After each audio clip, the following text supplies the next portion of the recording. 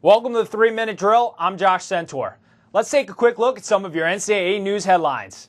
The Division I Men's Basketball Academic Enhancement Group has appointed 5 subcommittees to study specific issues related to improved academic performance in the sport. The Committee on Women's Athletics issued notice letters to member institutions this month about the status of emerging sports that have not shown steady growth in the last 10 years. CWA reviewed the issue at its meeting in Indianapolis earlier this week.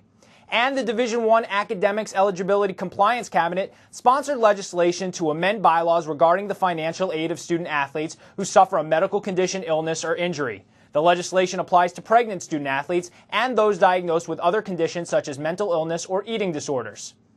And with the fall sports season in full swing, it's necessary to remember the important sportsmanship plays on college campuses. Sportsmanship to me means total respect. Like people working together in a team and building off of one of each other because you can't do it by yourself.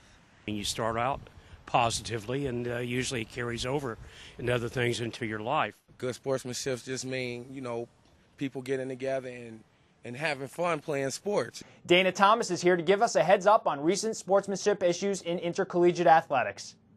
Sportsmanship is defined as the conduct and attitude of participants in sports, especially fair play, courtesy, striving spirit, and grace in losing.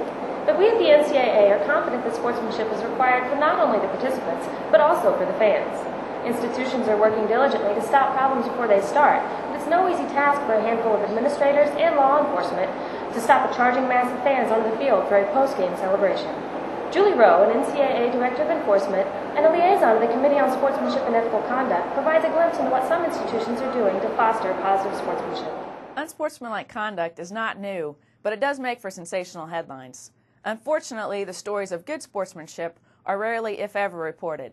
The NCAA's Committee on Sportsmanship and Ethical Conduct is dedicated to spreading the good news and, more importantly, sharing how to make good sportsmanship something that we all do.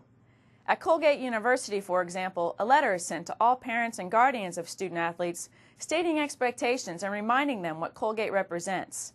The message is driven home when fans arrive at a sporting event and are encouraged by student athletes just before the competition to be good sports.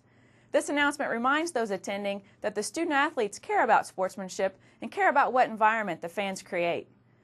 The Division III Empire 8 Conference enacted a conduct foul program that tracks conduct fouls, holding student athletes accountable for their behavior on the field, which also provides for teaching moments. The program was so wildly successful in reducing the number of conduct fouls in sports, it was adopted by all Division III institutions. Colgate and the Empire 8 exemplify the commitment many of our member institutions have made to ensure a culture of good sportsmanship. For ideas to implement on your campus and in your community, please go to the committee's online toolkit for suggested best practices and resources. Thanks for tuning into the 3-Minute Drill. We'll see you next time.